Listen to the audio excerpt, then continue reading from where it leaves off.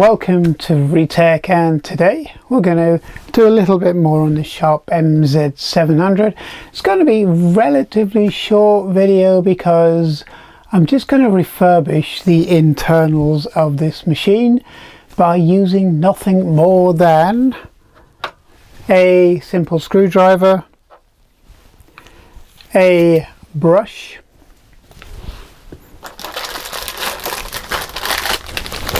two bags of capacitors, probably not going to use all of them, and a bottle of your alcoholic's finest. It's 100% or 99.9% isopropyl alcohol, and really that's just to get all of the grime off the board. That's been there for 40 years, and that's it really, just a handful of products to refurbish a 40-year-old computer, or the internals of a 40-year-old computer. And those of you who've seen my last videos are quite well aware that I didn't really want to refurbish this machine in a way that it took away its kind of patina, etc., because it's a well-used example of an MZ700, and it's quite a nice example of an MZ700, even though it's actually faded and the blue isn't as bright blue on the keys as it should be. The cream is more of a yellow, and it's seen a lot of use, it's seen a lot of life, and a lot of that life was probably stashed away in some cupboard somewhere for 20 years of it, but I'm guessing it was originally bought as a work machine, something to do something practical with. So it'd be nice to bring it back to a nice condition, at least electronically. Now, we repaired the power supply because of this reefer cap that spectacularly blew up. It's a common failure on all machines with these kind of reefer caps. They tend to get used for the fairly nonsensical RF regulations of the time, mainly because it really didn't make a lot of difference. You see, regardless of what RF suppression they put in these machines and machines like it, really it was kind of a false economy for a lot of it, because these machines put out massive amounts of RF anyway. It's just the nature of them having modulators on board, and these modulators, and the way of interfacing them with TV sets, and the noise that you could get from literally from every component on the board was a bit of a kind of given, really. You really weren't going to get around it. Metal shielding, reefer caps, step down transformers, all of this kind of thing weren't going to make a massive amount of difference. And it's become a bit of a hindrance as these machines have aged, and also machines such as even the Amigas and the Atari STs, with their massive amount of metallic kind of metal work all encasing the boards, etc., really is more of a hindrance nowadays, because that's not really needed. And a lot of manufacturers such as Commodore use the shielding as a way of not adding in cost for what should have been heat sinks on the processors, heat sinks on the SID chips, heat sinks on everything, and they kind of use the shielding to be a cheap version of a heat sink, which doesn't pay off in the long run. And that's the same for the Atari STs, etc. So really all of this RF interference suppression really isn't needed today, so I'm not really going to replace that because it's not needed. And a lot of people are going to go, well, it's not completely original, but it's not going to be completely original by the time I've recapped the power supply and cleaned up the board and added in a drive, etc. So my plan of keeping originality has kind of gone out the window a little bit with this one. It's now more of a, can we keep it running? Is it going to survive a little bit longer kind of plan? So that's where we are today. So today we're just going to do some work on this MZ700. Okay, so the first thing we've got to do is take the machine apart. So out goes the power cable, don't need that at the moment, and we'll take out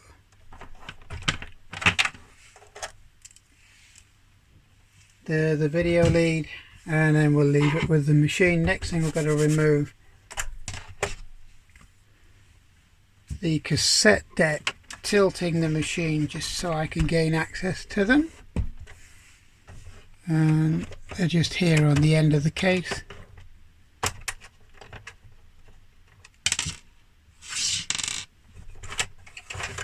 And we'll lift away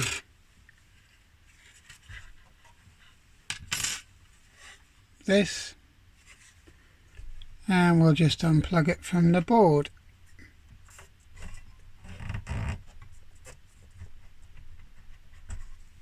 And that's the SD card taken care of. Next we have to take the screws out, which is the cover for the Centronics printer port, which is underneath here. So there's two screws to take out here, and then the whole thing should just lift off.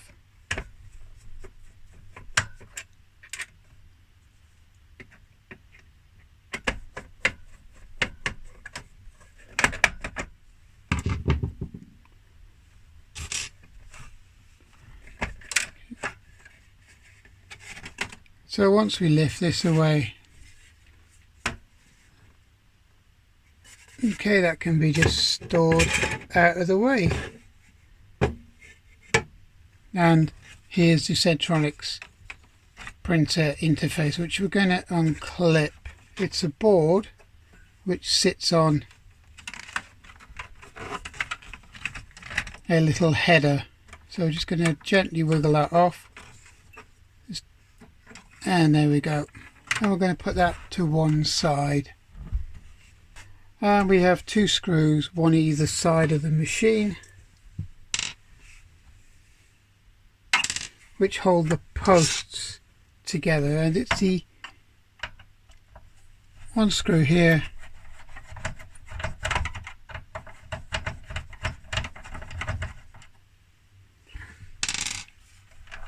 and it's the same right on the opposite corner, so you got one there and one on the other side. Okay, so just adjusting things slightly, we have the two screws that we've taken out here just to give you a better view. So what we need to do now is to flip the computer over,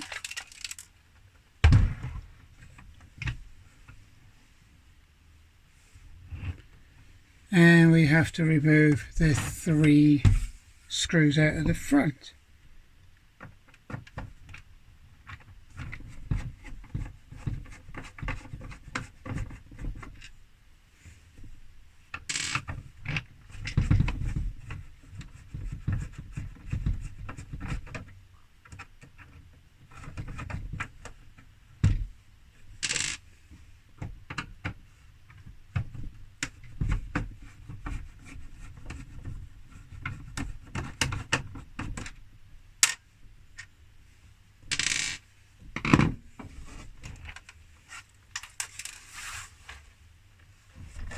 Okay, and then we have to gently unclip the entire case. Now it's kind of clipped into place.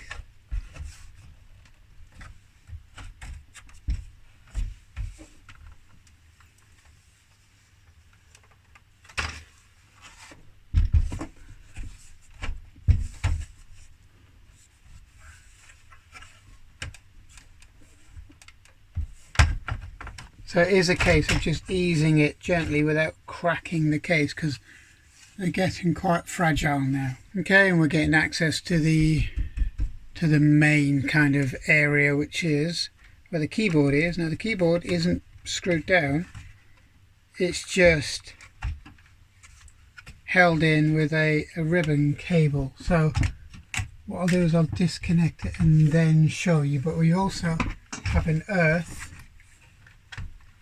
before we do anything, which is here.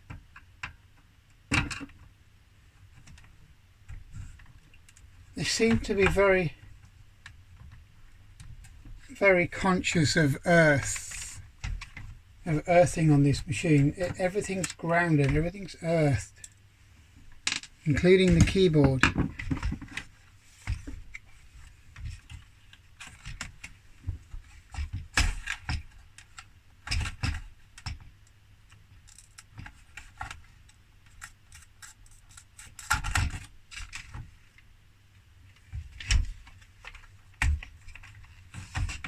Okay, and it's the same on this side as well. Once you take that one off, you've got another one to deal with just by the power supply.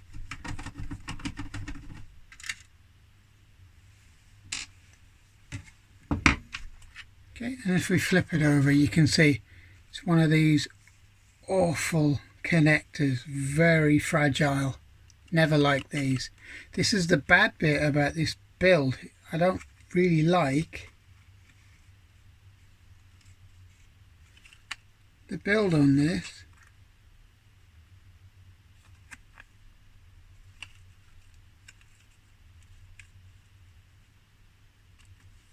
It looks like it's been pushing against here, but it's okay at the moment, so that's something I'm going to have to look at a little bit later. Right, now you got the board. Now the power supply is, unclip this. Okay, just be very gentle, you don't break the pins, and then it's pull out the screw. So we'll take the power supply out first.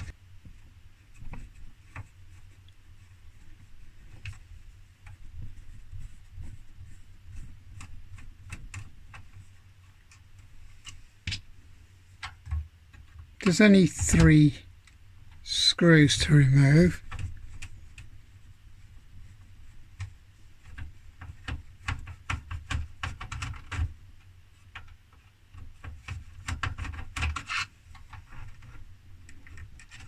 So we're just pulling out the last screws. Just change the screwdriver because the tip on the other one wasn't very good and I don't want to damage the threads.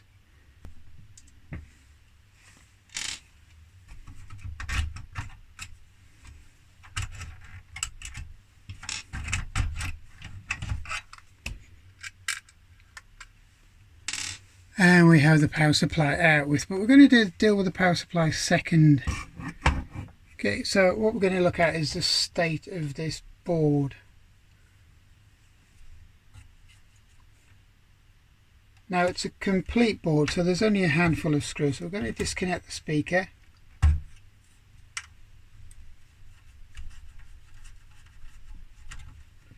And we're just going to unscrew the board.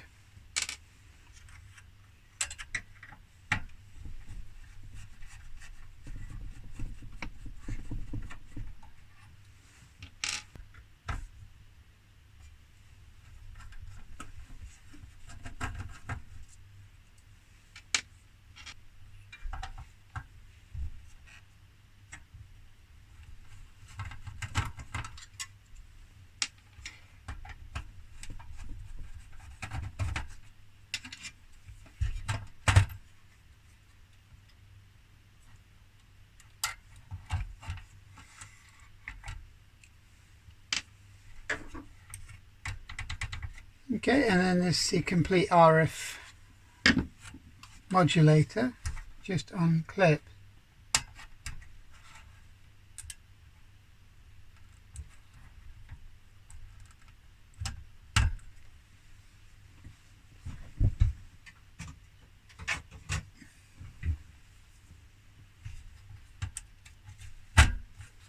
And then we just gently move the board. There's no bending of anything. It's just it slides completely out of here. And we're left with quite a nice board underneath. It's just the top, which is what I suspected. So I'm going to move the tray out of the way. Which, actually this tray is very heavy. There's a massive amount of metal shielding.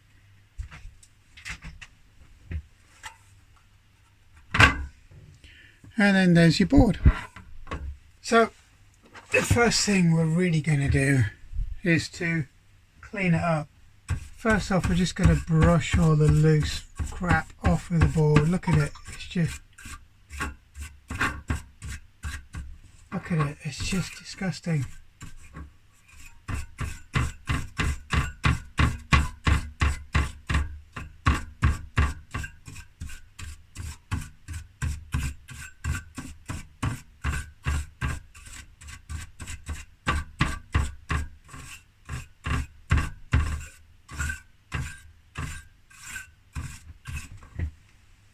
I mean, look at all this. This is coming off of a board.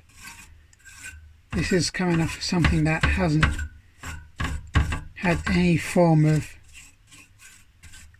service in a long time.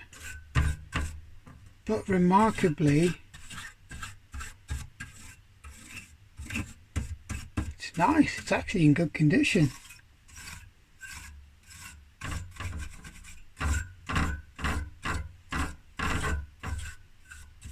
There's nothing massively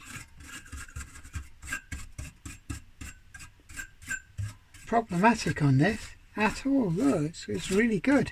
Just shows you the quality of this.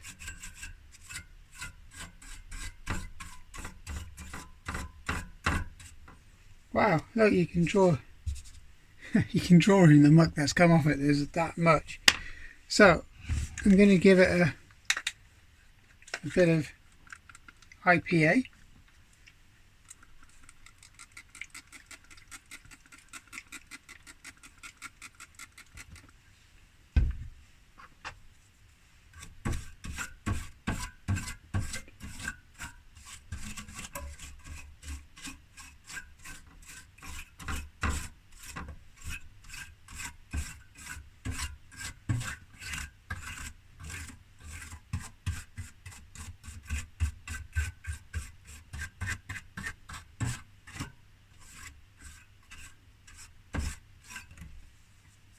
Which will evaporate quite quickly, and it leaves a nice clean board.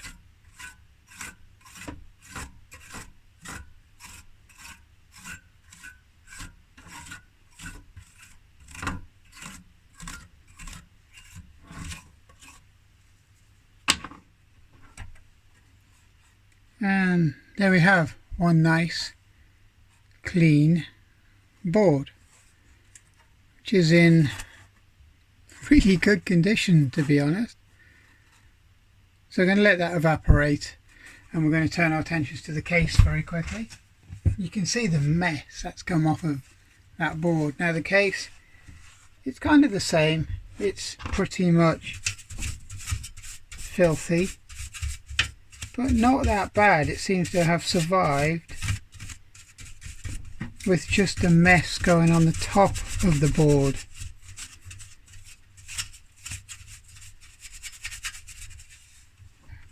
Again, if I tap it all out, it isn't bad at all. We'll give it a little bit of a clean. Yeah, a lot of this is actually staining from heat and from quite a few years of not being looked after.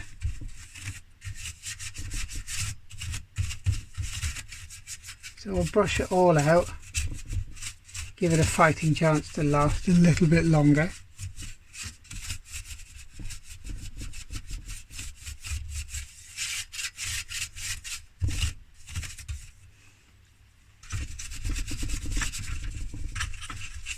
But really it's quite decent. It's only stained.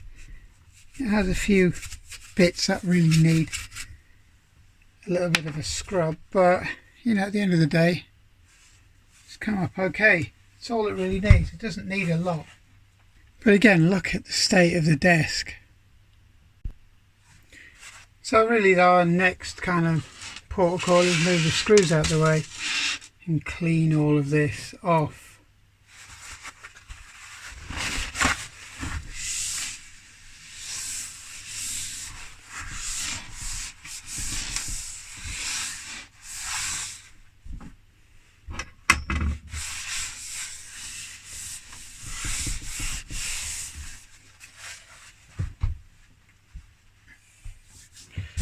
Okay, so I have another clean workspace, so we're going to get the power supply taken apart and then have a look at it, because that's a major part of the problem on this machine.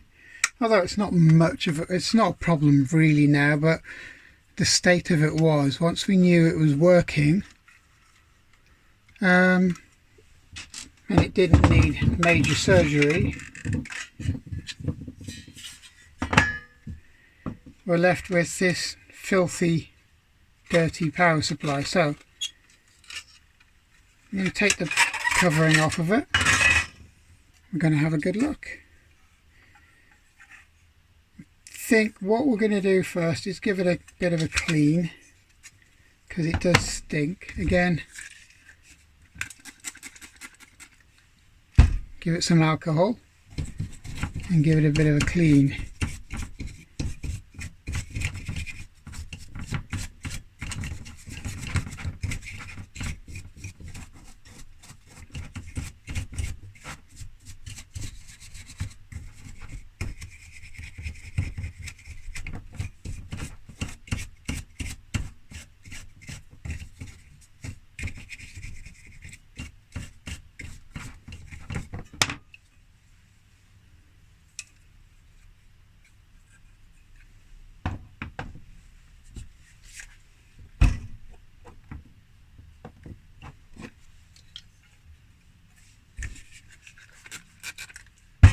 To both sides of the board.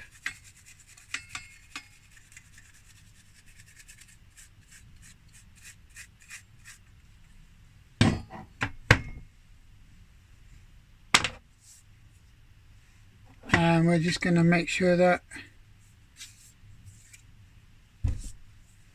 it all evaporates, and then what we're going to do then is going to start replacing components on this board. Okay, so while the soldering iron's heating up, I'm just going to check the caps out, because none of these are leaking. Not a single one of these seems to have an issue with leakage. So just going to check them out now and find out what's going on with them. So we're just going to check the capacitors out. Okay, so just going to make sure that they're doing what they should do. That one drops good. Let's check these big ones out.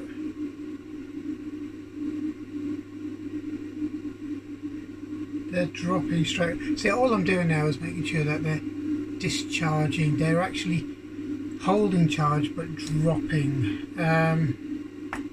because there's no obvious leaks or signs of leakage on the board.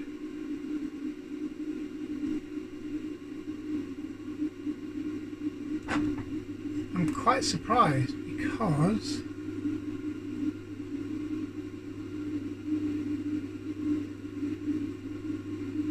even the little ones are dropping the way I'd expect them to drop. So the only one I have a bit of an issue with is this one,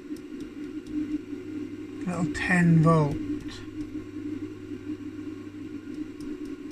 which is not dropping the way it should. It's actually doesn't seem to have had any residual charge in it whatsoever, so I'm a little bit suspicious of that one. So I'm going to change that one and then see if we get the same smell from, because it was quite a hot smell as well, which kind of gives it away a little bit. So I'm going to change that and then we're going to go from there. Okay, so I'm going to get the old desoldering gun out. Gun's set to about 350, so it should make fairly short work of this.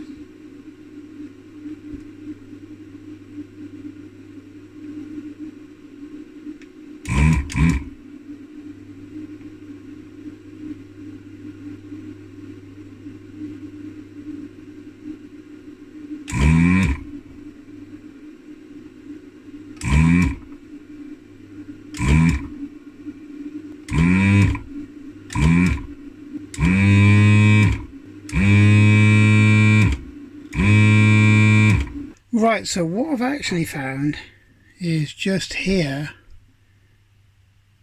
there's a crack. It's like the PCB's delaminating, so it's not actually the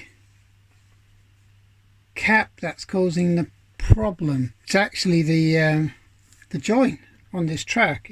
There's a crack in it, which explains the random fluctuations I get as well when you actually use the machine. You could actually see it wanting to flicker and power off, which this is almost certainly the reason why. Now the only thing I can do is bridge this because the capacitor's fine. It's one of those age kind of thing, and it does happen. So really I've got all these components which I'm not really going to use on this machine. I don't believe in swapping out capacitors for the sake of it. If they're good, they're going to stay good generally. They're not leaking. There's no issue with them. They're all up to spec. They all appear correct when you do a test on them. So all I'm going to do is just flow this join.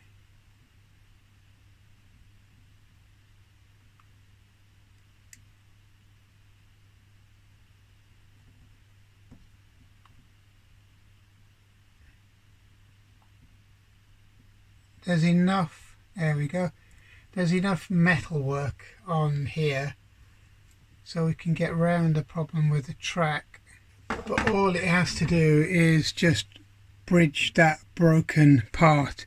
So what was happening is there's a crack here, just there, and it was propagating under the solder. So I've just bridged it with solder just to create a new contact. It's not pretty, but it will work. It will make sure that capacitor does its job. So that's what I'm going to do. I'm going to make sure it's fine. I'm going to test it all out. So really, the end of it, all of these components were not really needed. Okay, so that really does a lot of work dropping everything down to a nice relatively small 5 volts for this board. But let's get it back together and see what it's like. So the first thing we've got to put into place is the plastic shielding.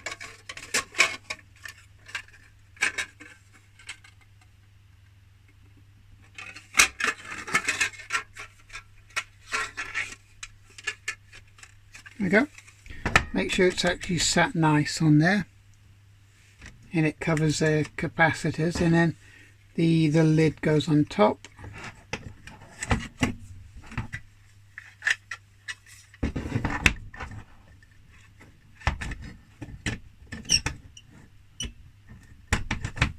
With the rubber grommet in place, and it just sits like that, ready to go back in its power supply, or in its tray where the power supply should be. Now move the alcohol out the way. So we're going to get the baseboard, and we're going to start popping the board back into place. The newly cleaned board, that is. And it just slots back into place. Now I've seen people bend these tabs to get these boards out, which is not what you should be doing. It's not the right thing to do. So we're going to pop the speaker back in.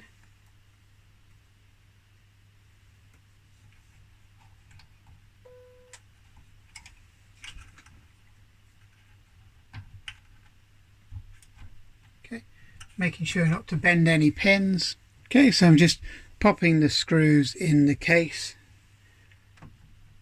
and as you can see on the colour of the bottom, it's actually kind of a nice sort of creamy colour originally. It's not white. Some of the models on these were white, or very much whiter than the European models or the UK models we got.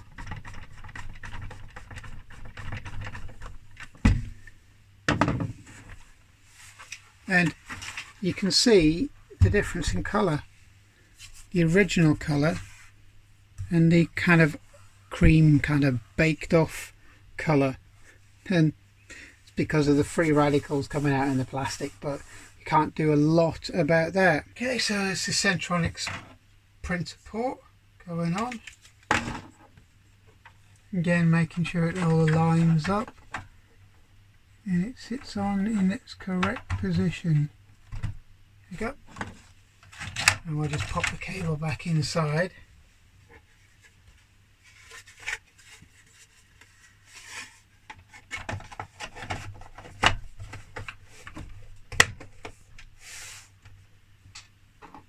And we're just going to pop a screw back in it, and that's followed by my SD drive, SD tape drive. So I'm going to pop this one back in, make sure it gets connected up to the right place,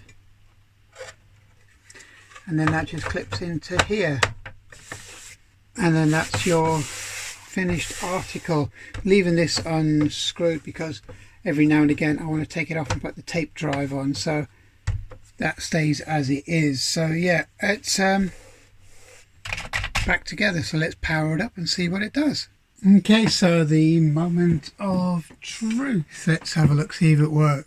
Let's turn it on,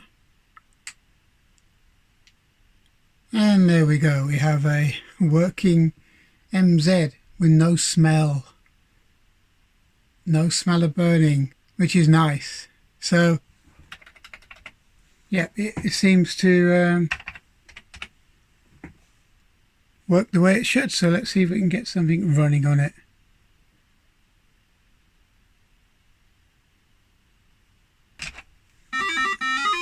Okay, so there we go. Seems to work.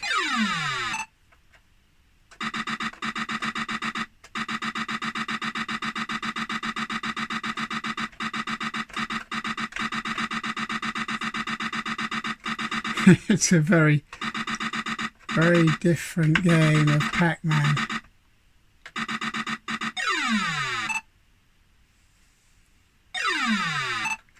Yeah, it's a very different game of Pac-Man.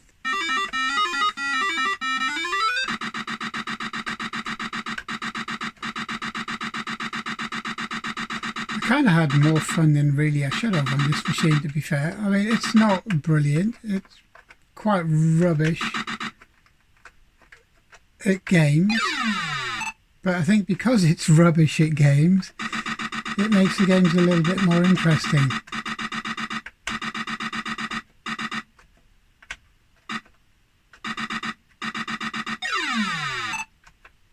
Yeah, it works fine, and there's no smell from the power supply unit anymore. There's no heat from it, there's no flickering on the screen, and there's no intermittent kind of pop.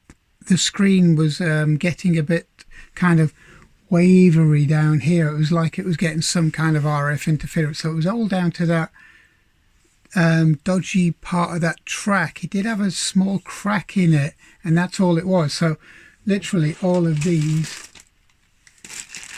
components, etc., were not really necessary, so I'm quite glad of that. So I'm going to keep this machine as an original MZ700. It's not going to get restored anymore. It's going to be used, played with, and kind of, you know, used as a historic example which has been literally left alone. This is the MZ700. As you can see, it worked.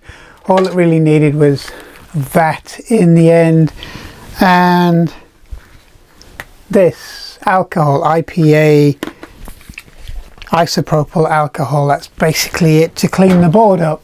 So this is as far as I'm going to go with this particular MZ700. Now, there's going to be a lot of people saying, why didn't you restore the plastics, and why didn't you replace this, and why did you leave it the way it is? Why didn't you just change the capacitors out while I had them, which is, you know, bags full of capacitors here. Well, I want to try and preserve a machine as is, and now this is it. If it comes to a point where I need to change capacitors on the board because it's playing up or they're literally going bang, then I will do, but there was no signs of that. And as you can tell, by the way it's running, there's no problem with it whatsoever. The slight screen flicker at the bottom is gone. That was due to that track, so it was kind of intermittently not making contact, but the problem was it was being masked by the capacitor, which was charging and discharging as it should have done to smooth things out, which is what that capacitor was all about. So this machine works really well. I'm leaving it as it is. I've enjoyed playing with it. I think I'm going to use it a lot more than I have done in the past, because to be honest, for over a year it sat on a shelf.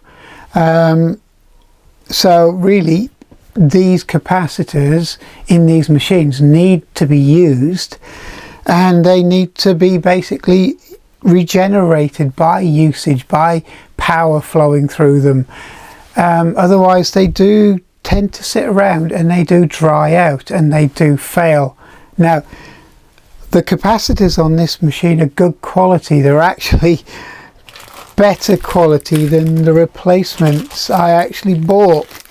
So really, these would have been probably a lot more of a short-term fix than what's here.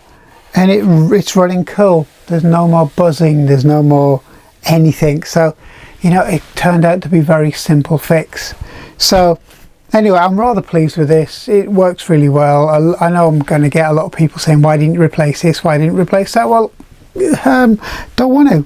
I think it works the way it is, and I think as a historic timepiece, you know, it's all the better for it if you can do it, and if you're prepared to check them out first, and if you're prepared to do some tests with a multimeter on each capacitor and work out the discharge rates and find out if they're actually sound or not. You know, so yeah, this is the kind of last in the saga of the MZ700. Originally it was just meant to be a 40-year-old machine video. Then it turned into an exploding MZ700. Then it turned into a relatively easy fix, and then it also turned into me thinking, should I actually restore this machine? And it turns out it really doesn't need it. Okay, so thanks for watching.